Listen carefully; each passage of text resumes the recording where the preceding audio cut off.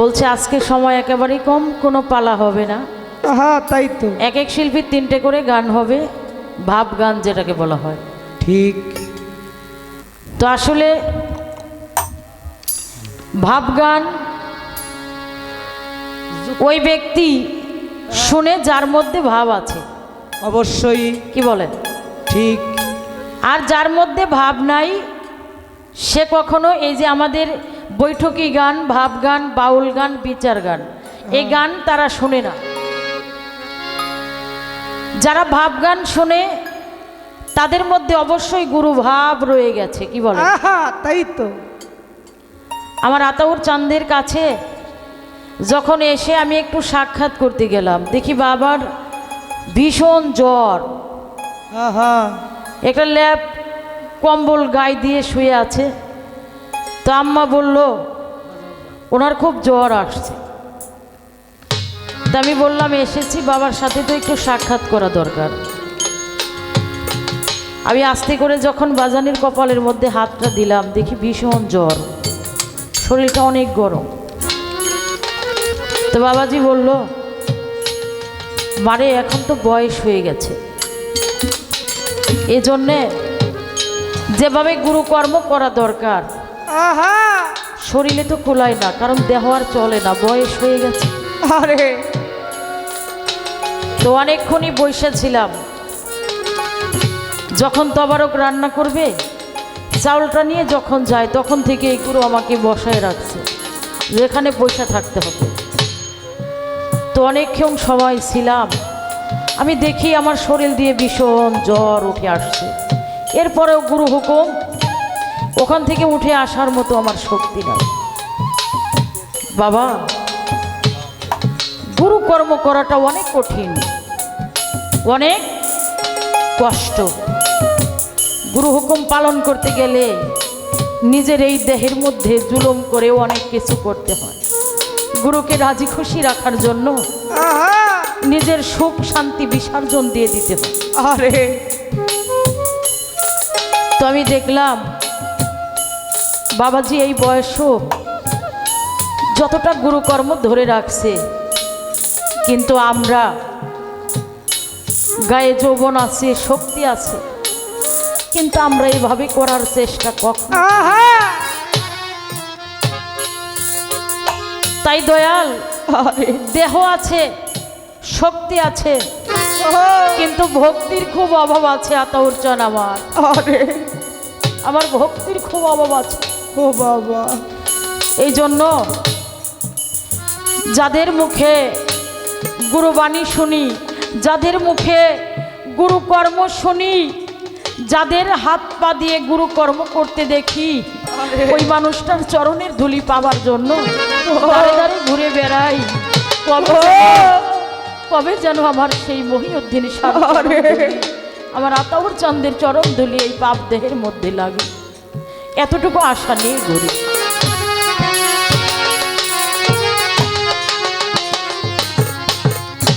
তাই তো দয়ালের কাছে আমার একটি আবেদনমূলক গান।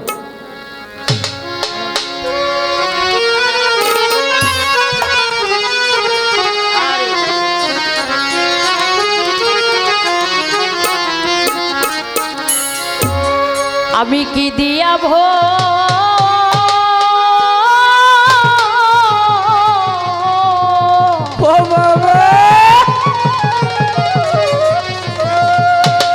বজিব বান্ধ আভাজ সারে আমার কিছু না, আমার আতাউর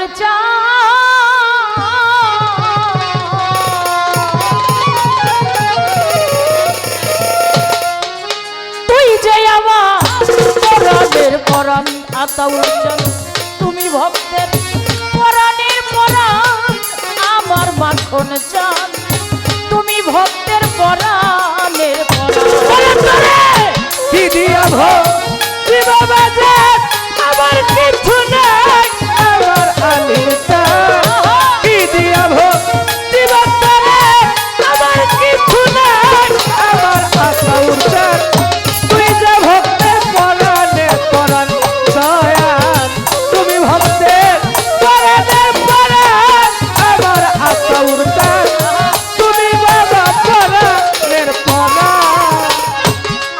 সংসারে কি দিয়া ভোগ জীব বাজন আমার কিছু নাই আমার দরদি কি দেব দিবাবাজান আমার কিছু নাই আমার দরদি কি দিয়া ভোগ জীব বান্ধব আমার কিছু নাই আমার আধা দুসব তুমি আমার পরাণের পরাণ বাজান তুমি আমার পরাণের পরাণ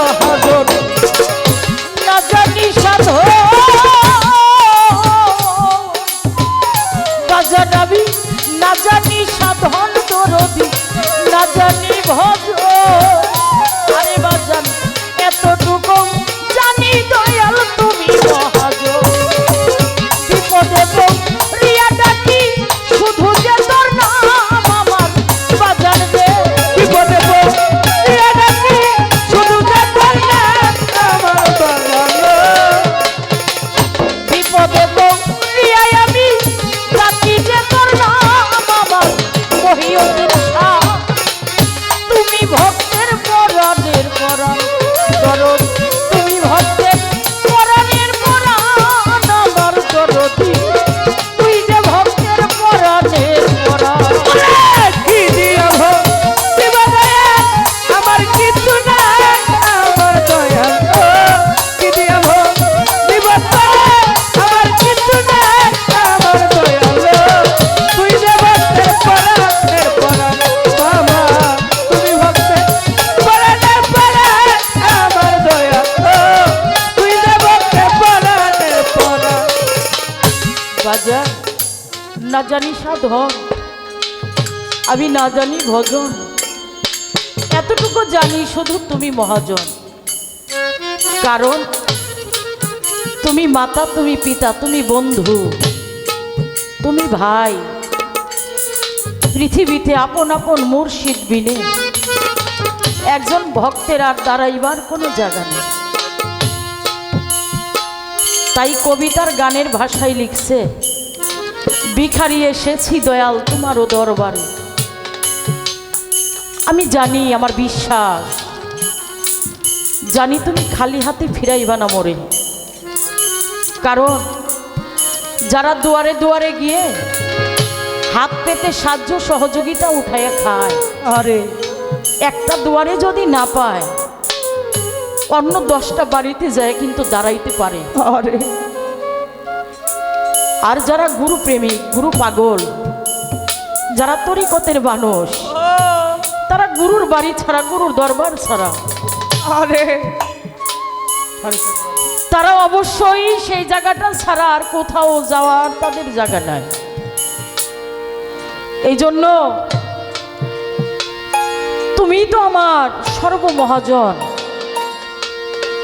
তাই গুরু মাতা, গুরু পিতা, গুরু বন্ধু, গুরু ভাই, আরে গুরু বিনে পৃথিবীর মধ্যে আর আপন বলতে কেহ নাই। ও দেখবেন সুসময় থাকলে পৃথিবীর সব মানুষ কাছাকাছি চেপে থাকে, ভালোবাসে। আহা যখন দূর সময় চলে আসে, ও অসময় চলে আসে, ওই ভালোবাসার মানুষগুলি আস্তে আস্তে কাছ থেকে সরে যায়, আহা যায় কিনা? যাই যাই যখন পৃথিবীতে কোনো ভালোবাসার মানুষ থাকে না, তখন মহান মুর্শিদ সে এসে হাজির হয়ে যায় আর বলে, ও তোমার সুসময় তো কত ভালোবাসার মানুষ ছিল রে। আরে ও আরিফ শাহ, তোমার যখন সুসময় ছিল কত ভালোবাসার মানুষ তোমার ছিল, আর যখন তোমার অসময় চলে আসছে, যখন তোমার দূর সময় আসবে, দেখবে আতাউর চাঁদ তোমার পাশে থেকে আর সরবে না। আরে কারণ তোমার তো দূর সময়ের সাথী আমি। আহা ভক্তের দূর সময়ের সাথীকে আরে মুর্শিদ আতাউর চাহান, আমার মহিষা, আমার আফাজউদ্দিন শাহ, আমার সালাম শাহ, ভক্তের দূর সময়ের সাথী আমার মুর্শিদ কেবলার মধ্যে, আমার আওয়াল চন্দের মধ্যে আরে যে আকলাক চরিত্রগুলি আছে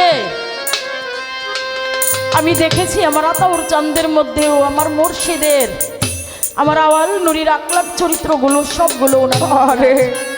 আহা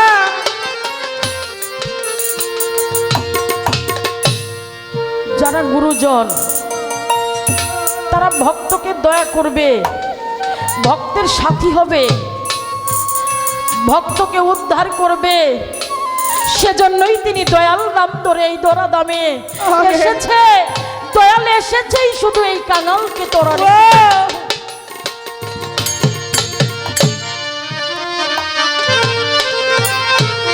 তাই আমার আতাউর চাঁদের যিনি গুরু, ওনার বাবা মহিউদ্দিন শাহ, নইমুদ্দিন শাহ মালিকের ডাকে সারা দিয়ে আপন দেশে চলে গেছে।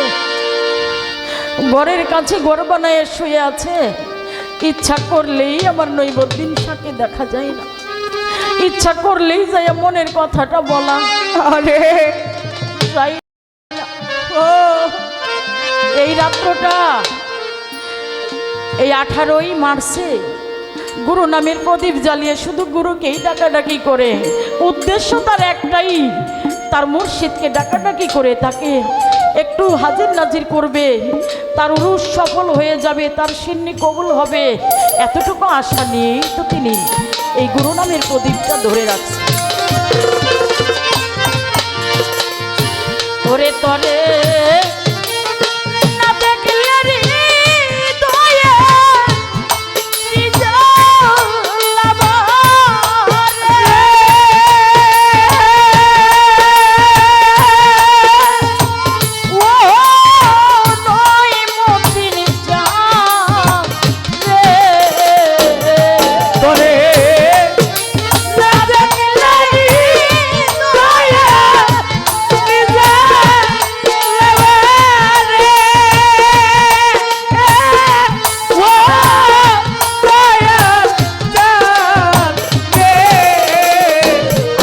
সারে না দেখলে হৃদয়ে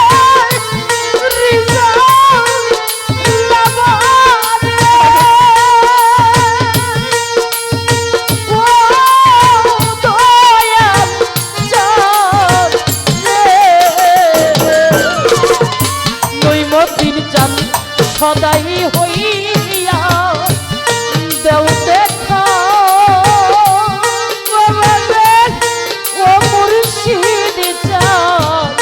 আমারে, ওরে তুমি একবার এসে বচন দেও দেখা, ও মুর্শিদ চাঁদ আমারে, ওরে তরে না দেখলে হৃদয়ে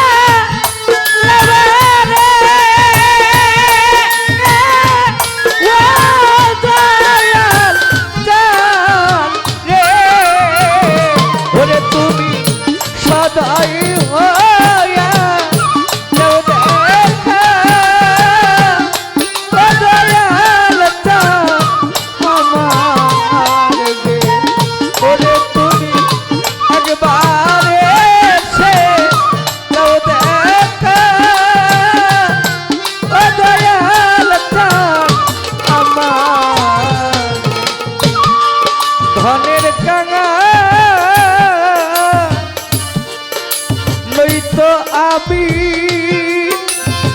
পদরদিনী ধনিয়া চলগো তুমি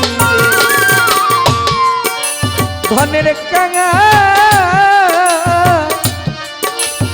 নইতো আমি পদয়াল চরণী ধনিয়া চলগো তুমি রবি ধনের কানা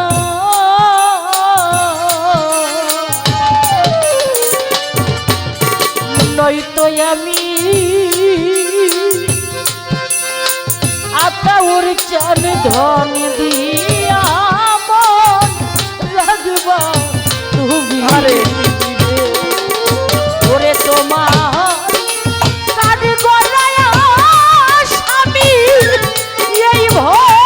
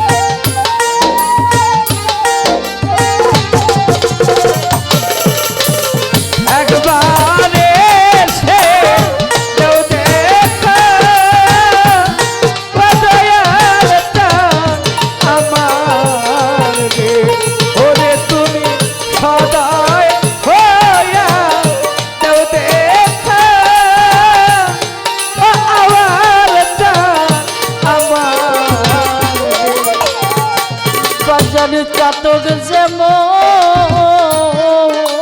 আরে আরে এই মেঘ বিহনে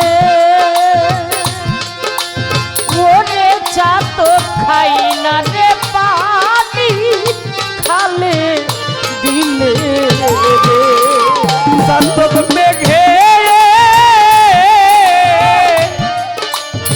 জল নইলে ওরে চাতক খাই না পানি খালে দিলে রে চাতক যেমন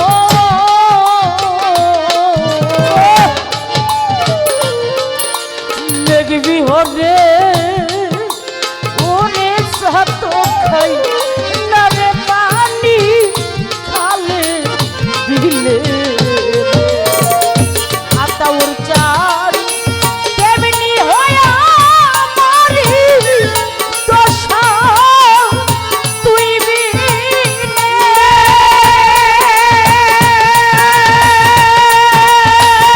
নইমতিন সাপ তেমনি হয়া মারি দশা তুই বিনে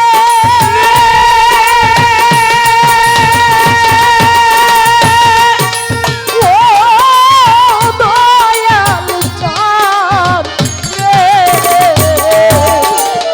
ওরে তুমি একবার এসে দাও দেখা ও মুর্শিদ চাঁদ আমারে ওরে তুমি সদাই হইয়া দাও দেখা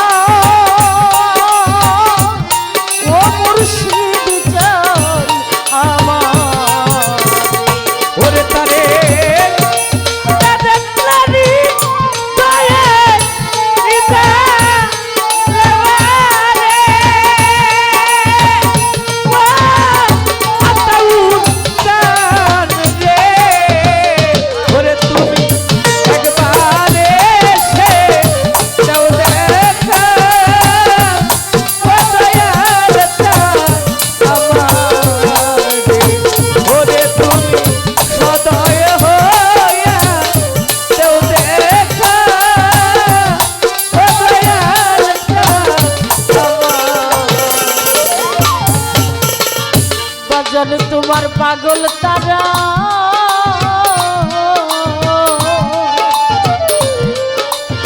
জনম দুঃখী আতাউর জানে কেবল আমার মরণ বাকি রে। পাগল তারায় বড় দুঃখী ও আলিম সনমরণ কেবল আছে বাকি রে তোমার পাগল তারা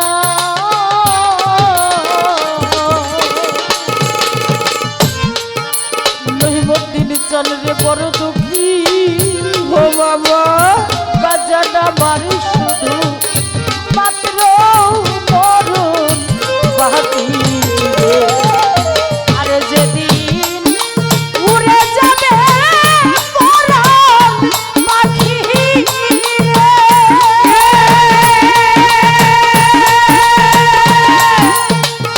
ওরে যেদিন উড়ে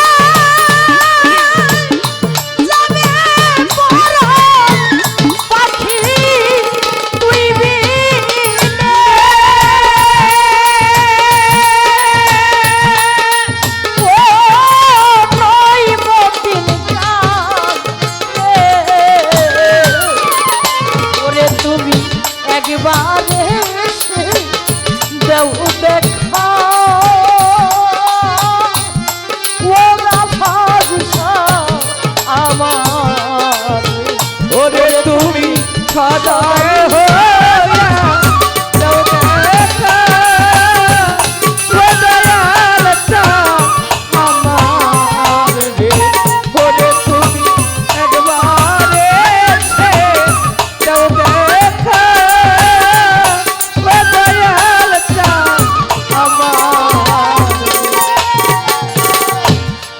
বান্ধব, চাতক যেমন মেঘ বিহনে, আরে ওই চাতক পাখি নদী নালা খাল বিলে অনেক পানি থাকে, কিন্তু চাতক মেঘের আশে তাকিয়ে থাকে কখন মেঘ পরিচ্ছন্ন হবে, তখন ওই মেঘের থেকে কিছু পানি চাতক আহার করে নেয়। তদ্রূপ যারা গুরু প্রেমিক, যারা গুরুর পাগল, তারা দুনিয়ার বহুত সুখ শান্তি আছে, কিন্তু গুরুকে ভালোবেসে দুনিয়ার সকল সুখকে তারা বিসর্জন দিয়েছে। আর যারা দুনিয়ার সুখকে বিসর্জন দিয়েছে তারাই অমরত্ব লাভ করেছে, তারাই ভক্তের খাতায় নাম লেখাইছে, তাদের নামটা ইতিহাসের পাতায় উঠেছে কিনা? হ্যাঁ তাই তো। যারা দুনিয়ার সুখ শান্তি গুরু নামে বিসর্জন দিতে পারে না, ইতিহাসের পাতায় তাদের নাম ওঠে নাই। আরে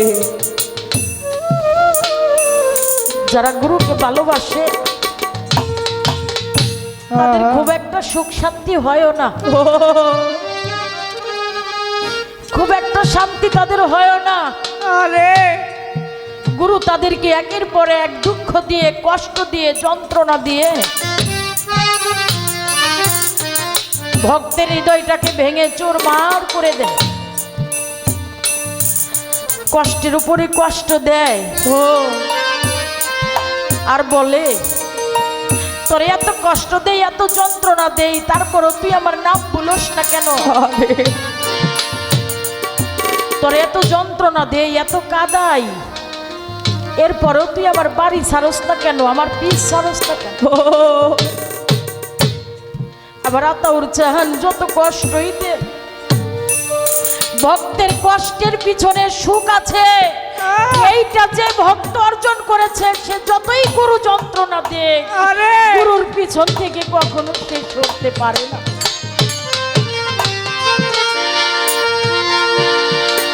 কিছু সময় বৃষ্টি ছিল, আমি আমার আরিফ শাহর ওয়াইফের সাথে ঘরে বসে বসে কিছুক্ষণ কথা বলেছি।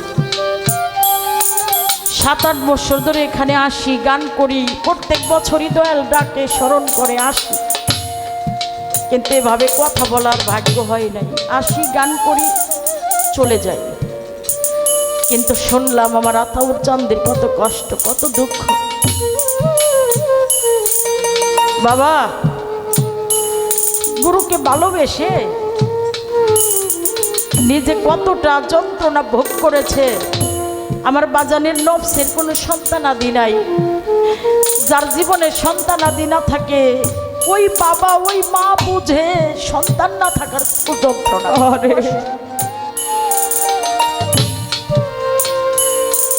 আমার আতাউর চাঁদরে তারা 2 ভাই ছিল, একের পর এক সন্তানাদি মালিক দিয়েছে, আবার মালিকই নিয়েছে, কিন্তু মালিকের নাম তো বলে নাই। বলছে আফাজ ভাই, মালিকের নাম বলে নাই। 2টা ভাইয়ের পক্ষ থেকে মালিক একটা সন্তান দিয়েছে, সে হলো আরিফ শাহ। গুরু নাম ভুলে নাই, যন্ত্রণা পেয়েও পিছন ছাড়ে নাই। পরিশেষে আইসা আরে গুরু শেষের ভাগ দিয়ে কষ্টটা একটু নিবারণ করেছে আরিফ শাহকে দিয়ে। এক সময় আমার আতাউর চাঁদকে আমরা এভাবে পাবো না, কিন্তু আমার আরিফ শাহর মধ্যে আমার আতাউর চাঁদ বেঁচে থাকে। আমার আরিফ শাহ আতাউর চাঁদকে যদি তাকে ধরে রাখে, এই আরিফ শাহর মধ্য দিয়ে এই আতাউর চাঁদ আমাদের মাঝে বেঁচে থাকবে। তাই বাজান, দুনিয়ার মধ্যে যদি কোনোদিন বলে সংসার মায়াই ভুলে যাই, আরে দয়াল তুমি আমাদেরকে ভুলে যেও না, তুমি ভুলে যেও না। তুমি দয়া করে কাঙাল জেনে ভক্তদেরকে, কাঙালদেরকে, পাগলদেরকে একটু সঙ্গে করে নিয়ে যেও। এতটুকু তোমার কাছে কামনা বাসনা। বাজান কয় 100 বছর কাছাকাছি হয়ে গেছে, চলে যাবো কখন জানি, কিন্তু শাবনূর তোমারই খুব ভালো লাগে, কারণ তুমি তরিকতের মানুষ। আমার আতাউর চান কয় তোমারই খুব ভালো লাগে, কারণ তুমি তরিকতের মানুষ। তাই তো। তোমার মধ্যে তরিকত আছে, এই জন্য তোমাকে ভালো লাগে, ভালোবাসি, তোমাকে ডাকি। আবার আওয়াল চান এমনি করে বলেছিল, শাবনূর রে, ও যারা গুরুকে ভালোবাসে, গুরু ওই ভক্তরেই ভালোবাসে, পৃথিবীর কাউরে বোঝাই না।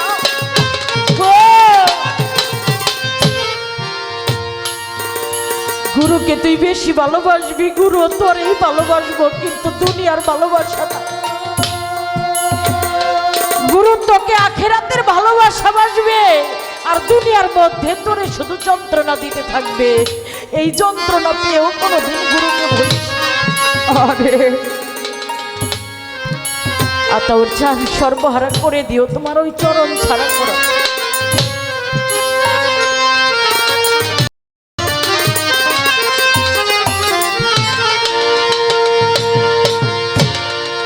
পাগল তারা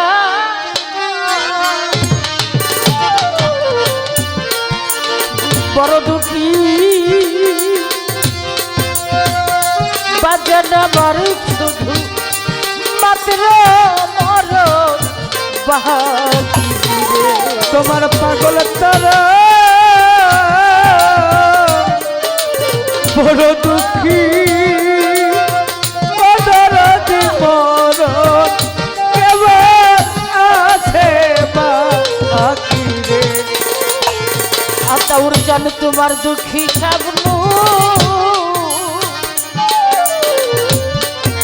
বড় দুঃখী, আরে বাজান আমার কেবল মাত্র মরণ বাকি রে।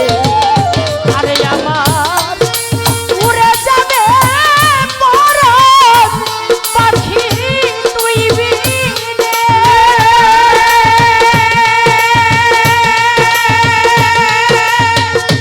ওরে আমার উড়ে যাবে মরণ পাখি তুই বিনে।